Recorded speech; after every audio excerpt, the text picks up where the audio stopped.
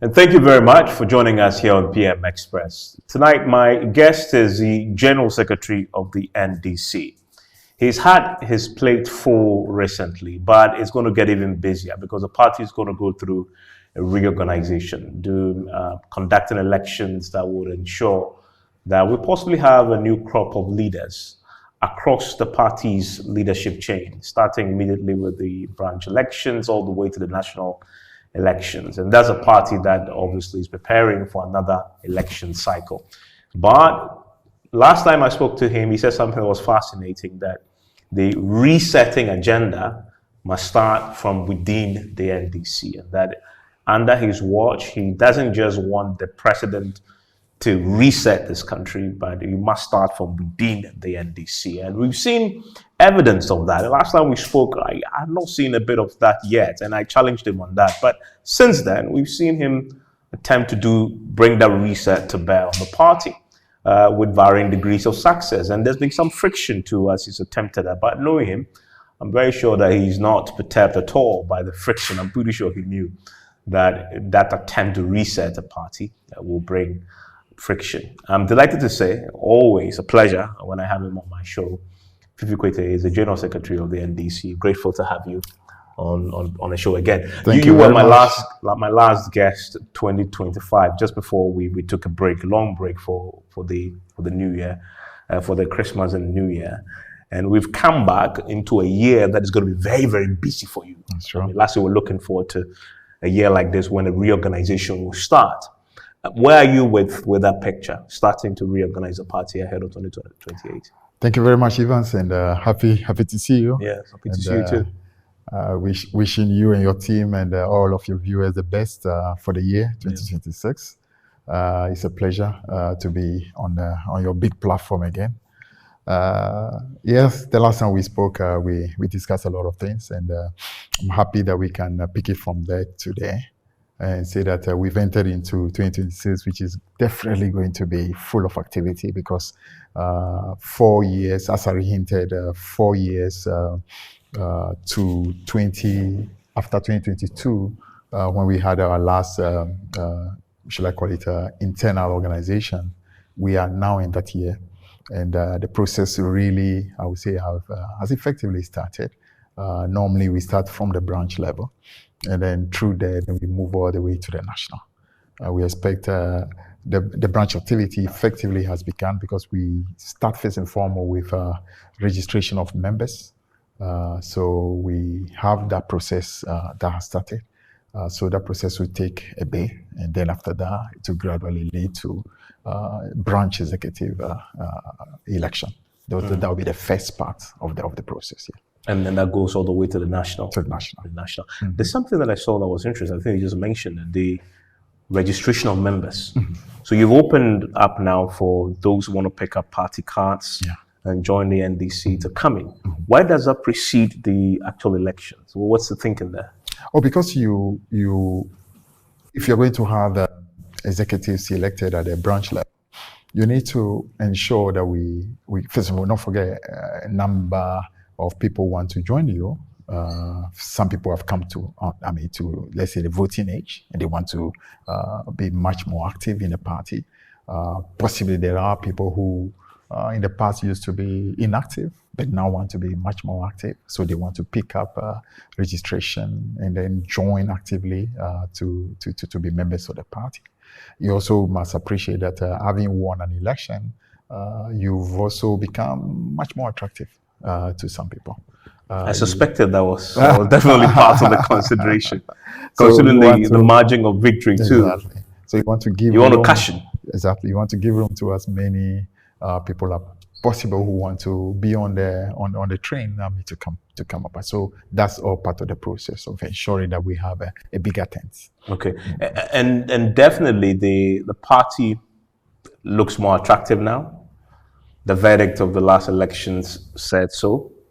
Do you have any projections as to how many more people you expect to pick up party cards? I would say projection in terms of numbers might be difficult to have, but we do anticipate that a lot more people in the various branches, with a lot of people who want to join in the various branches, and that truly has been the journey we've been on to have a situation where people will find our party more and more attractive, not just because we won, but also because of the way we are conducting ourselves, even in government.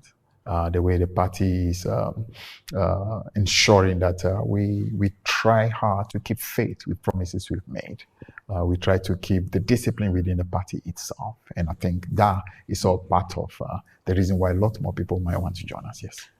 Explain to me why the recent announcement then that if you are appointed by the president or in a government position and you want to contest in any of the structural elections from the branch all the way to national, you must resign 6 months before the elections. Why was that necessary? Well, what's really is the rationale behind it? I think you must appreciate that a party as big as the NDC, with millions of supporters, is a party that has so many people capable of holding positions. So if you have some who at the moment have been given positions of responsibility, it simply makes a lot of sense to want to ensure that others are given opportunity to hold other positions as well. Now, if you want to compete for a position when you are already having one especially key appointment, and we have defined some of the categories. Some of the categories tend to be pretty engaging. I mean, like full-time responsibility at the highest level, where you are in charge of entities, whether at the ministerial level or at the CEO level, or at the district or municipal, metropolitan level. Those are very engaging positions.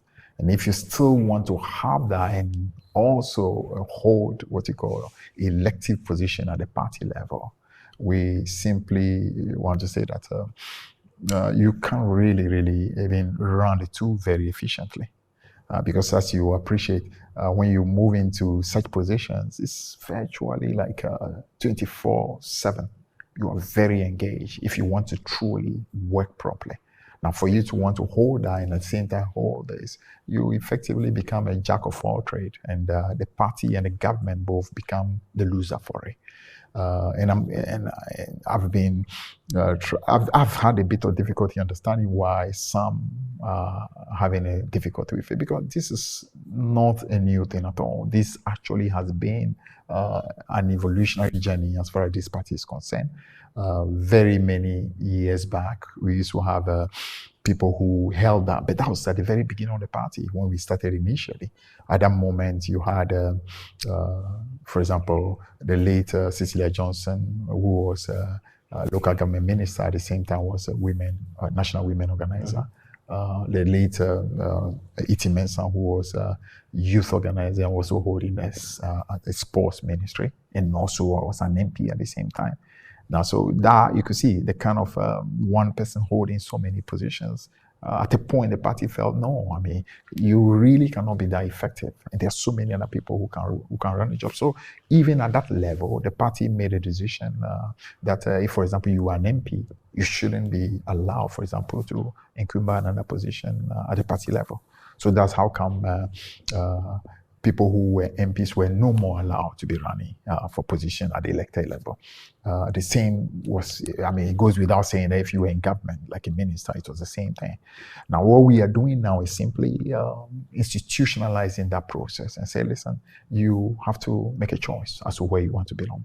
If you want to work at the highest level in government, stick there and work to the best of your ability. If you want to come and work at the party level, then leave the government position, come and run and take up this position. But you simply cannot hold the two.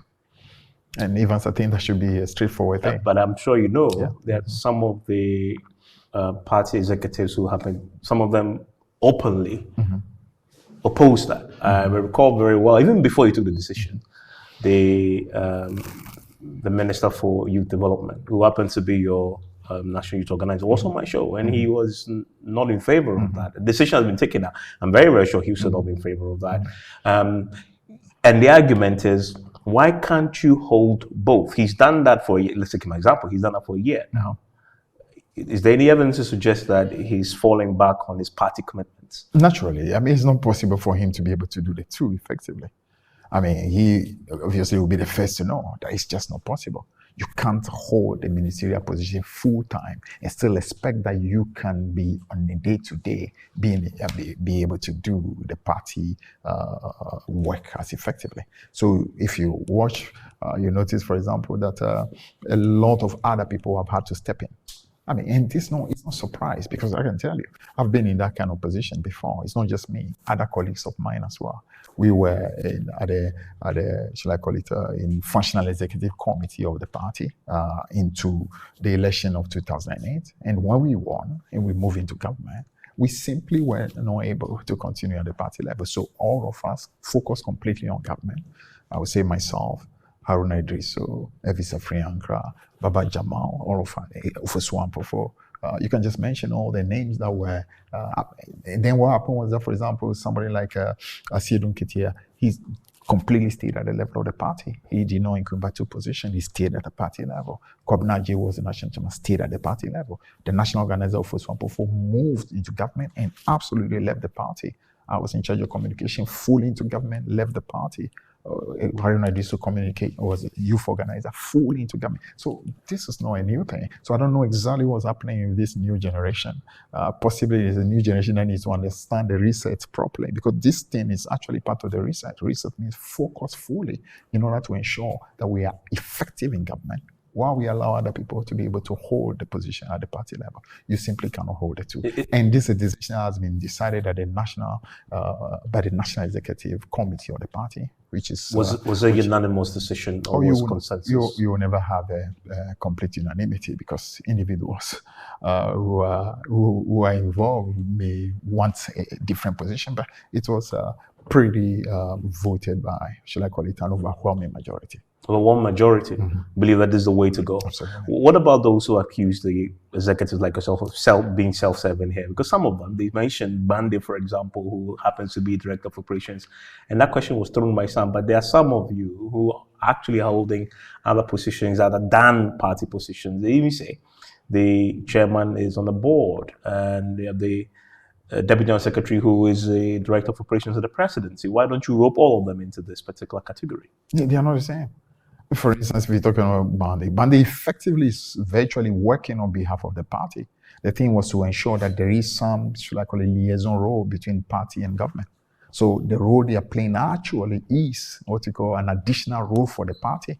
So it's a completely different thing than being in charge of a ministry, or being in charge of being a CEO when you're full time engaged in it. So I think really that is simply red herring, almost like a desperate argument to try to bring people in order to make a case for yourself.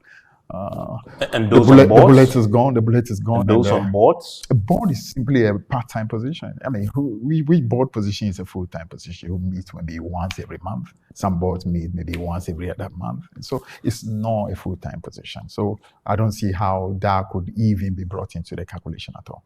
But do you understand the pushback from at least the younger generation of party leaders? I don't understand it at all. And I've actually stated that position amount to greed, and I repeat it, it's just not about greed. Where's the greed? It's greed, because why would never want to hold two positions when there are so many millions who can hold that position? It's the president who made the appointment.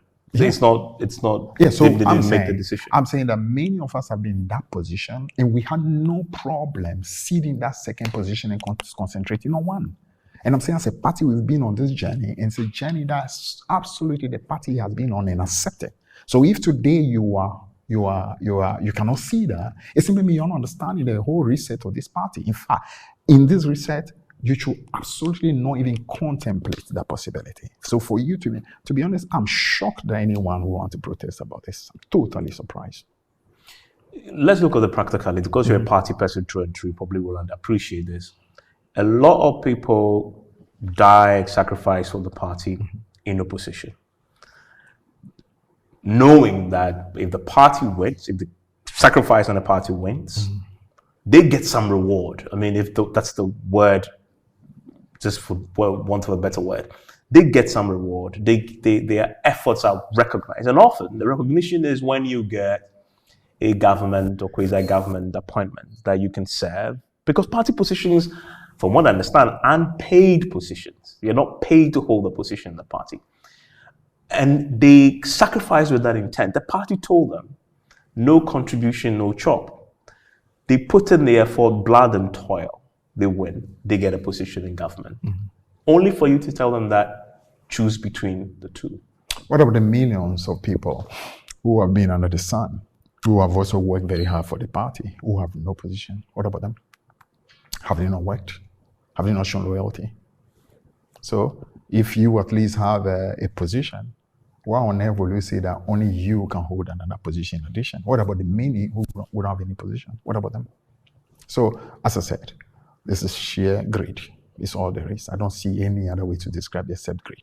You're not worried that this could prove counterproductive, that you would end up losing the crop of leaders, foot soldiers, workers who worked so hard to bring it to power? Foot soldiers? The foot soldiers are those who rather are not holding any position.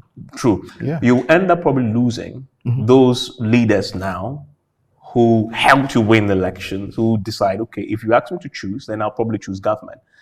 And then that leaves you with having now to find new guys to come and carry the baton towards 2028. Were we worse off when I left the communication of the party and went to government? Were we worse off when Haruna left the youth organization and went to government? Some may argue Were that. we worse off when Ofosu Some may argue that 2016. We won the next election convincingly. Some may argue that 2016 ultimately almost every was the chickens coming home to roost, because the likes of you eventually nothing to do with it. Left. Nothing to do with it. I mean, the situation that led to the loss in 2018 had nothing to do with the fact that we were not at a party level. Because the truth, you can still help your party. You can see that the only way you can help your party is when you hold an elected position in the party. And even the very, how will I call it, almost to make it look as if you are indispensable, as if, God forbid, if you drop dead today, the party is coming to an end. To be honest with you, that's an insult to the NDC. A party of millions of people, of what you call great capacity, from the branch all the way to the national. For anyone to pretend that without you, the party cannot be run properly. Without you, the party cannot have people who can work. Where I stand today, I am under no illusion that if something happened today, I'm not in this position. There are so many people who are capable of rising, coming into this position and doing an excellent job, if not a better job. So to even presume that without you, nothing can be done is an insult to the NDC. And I think anybody have that thinking, please discard it. You're insulting the party. But let's look at the evidence, Fifi, which is those leaders who were at the helm of the party throughout the structure of the party from branch to national delivered a victory unlike any other in our Fourth Republic. That tells you their competence is unlike any other the party had seen before.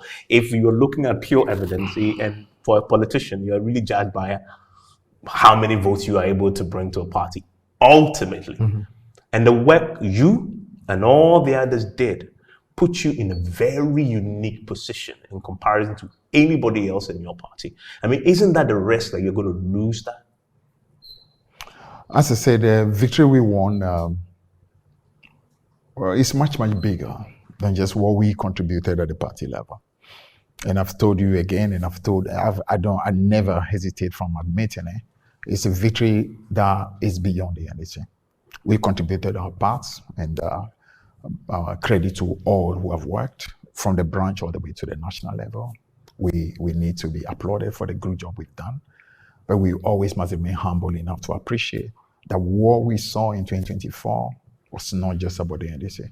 What else was it? It was the people of Ghana absolutely making a statement that they were tired with degeneration, they were tired with decadence, they were tired with hypocrisy, they were tired with plutocracy, they were tired with corruption, arrogance of office. They simply wanted that gone, and to give an opportunity to the NDC to see whether the NDC truly will be able to show that 8 years in opposition, we've actually been able to learn how to be able to do things much better than we did the last time, to give an opportunity to JM to say, you know what, we could give a second opportunity, will things become better?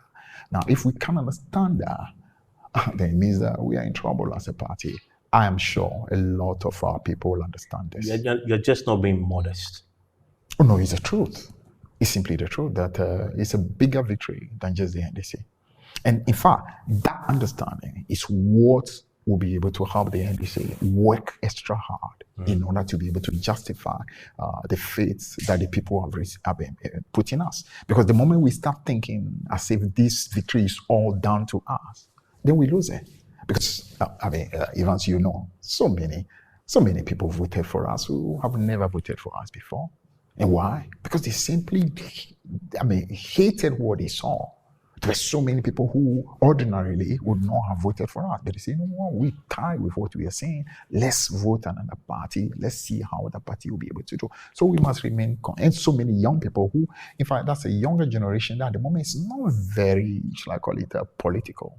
They are not very partisan. I think that's a better word. They are not exactly partisan. They just want the right thing to be done. And I'm happy about that.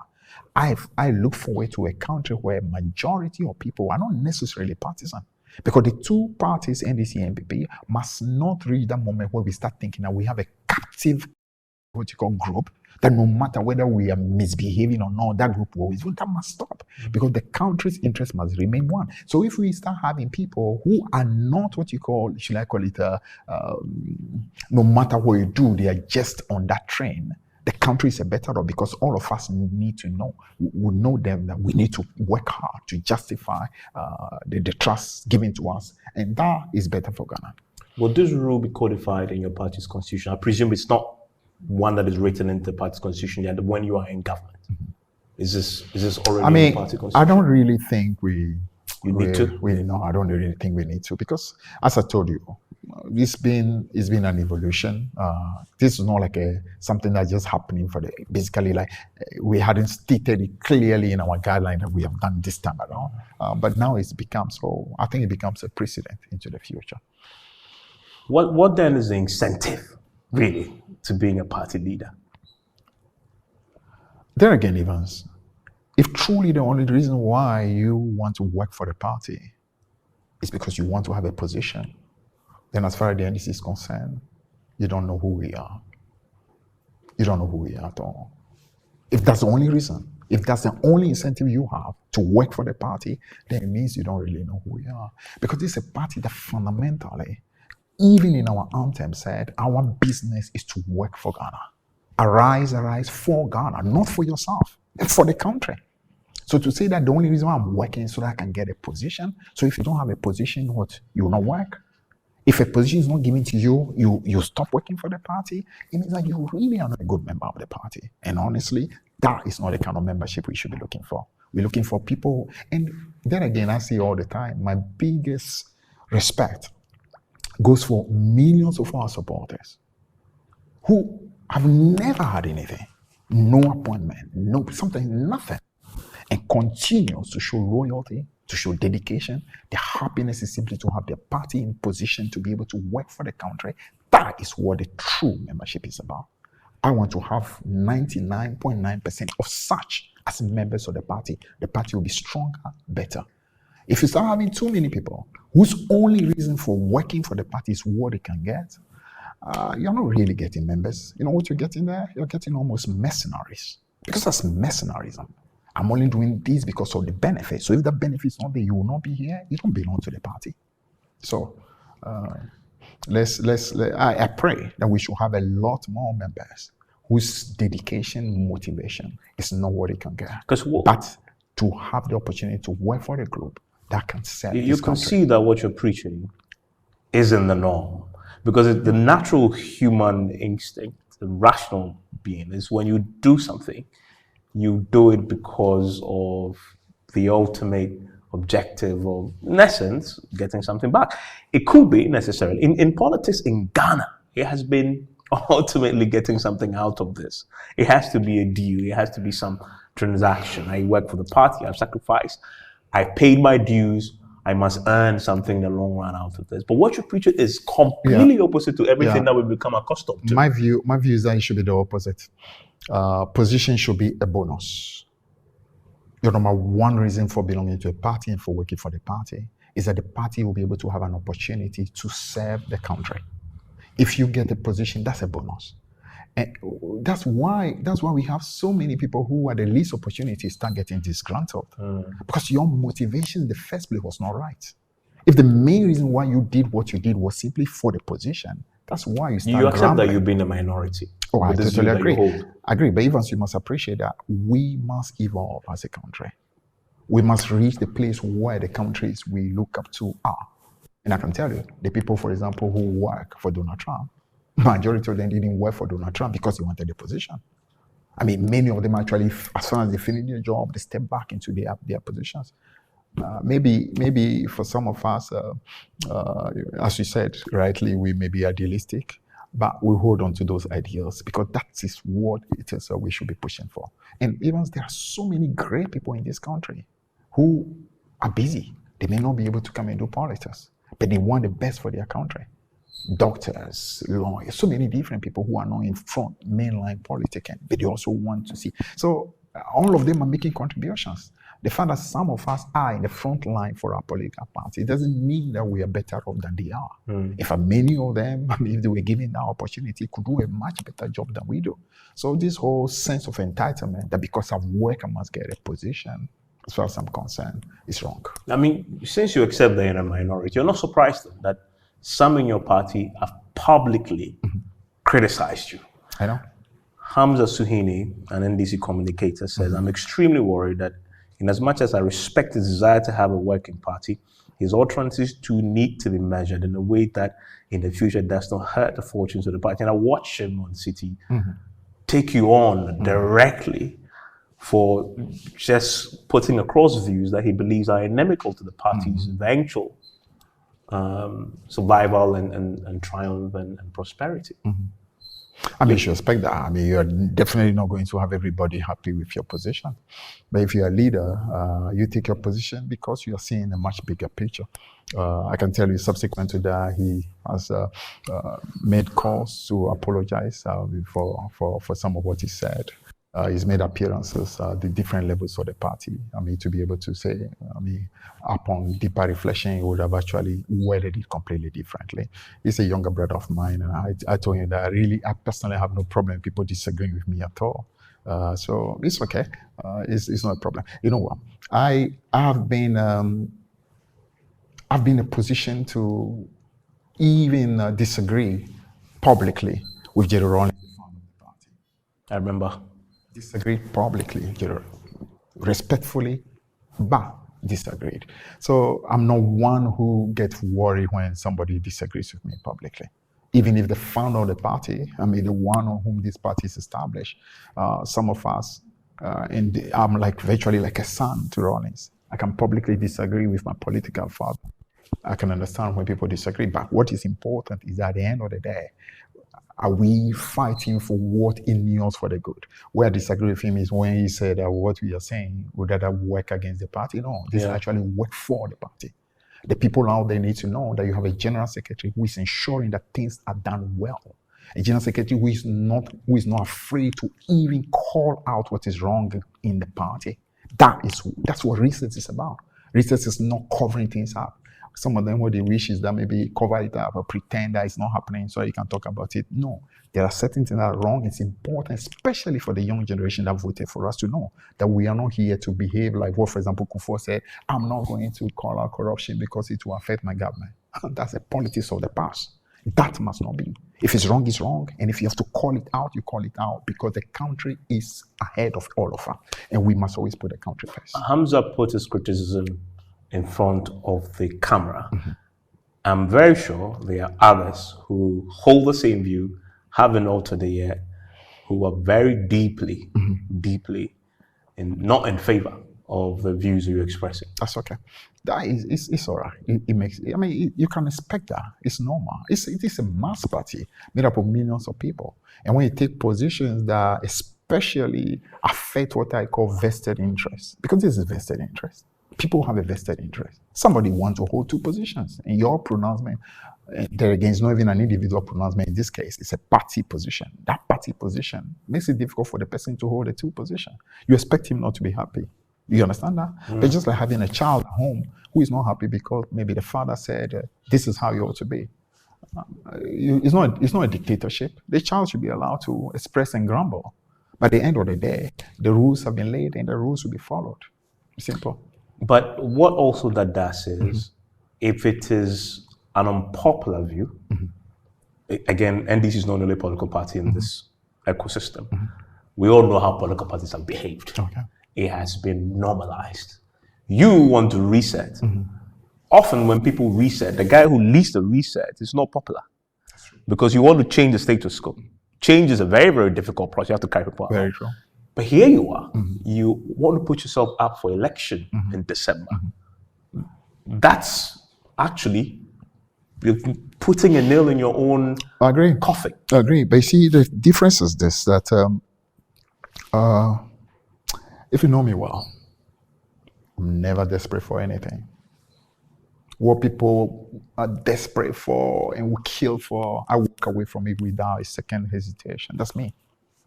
Because I don't believe life is all about, I must hold these before I can become fulfilled. I can tell you, even running the first time to be in charge of the communication of the party, I didn't want to run. People don't know. I only did it because my mentor literally said, you have to do it. And I said, listen, I'm doing this communication anyway. Because at that time I was already doing stuff, even though I was not a member of the functional executive. I was always in the studio of Joy FM. I was the host of Crossfire. I was on News File. I was speaking for the party and I wanted to continue. Setting the record straight. Exactly. So I'm not somebody who is desperate for a position. But when an opportunity presents and you feel you can do something, different and special, I step in there.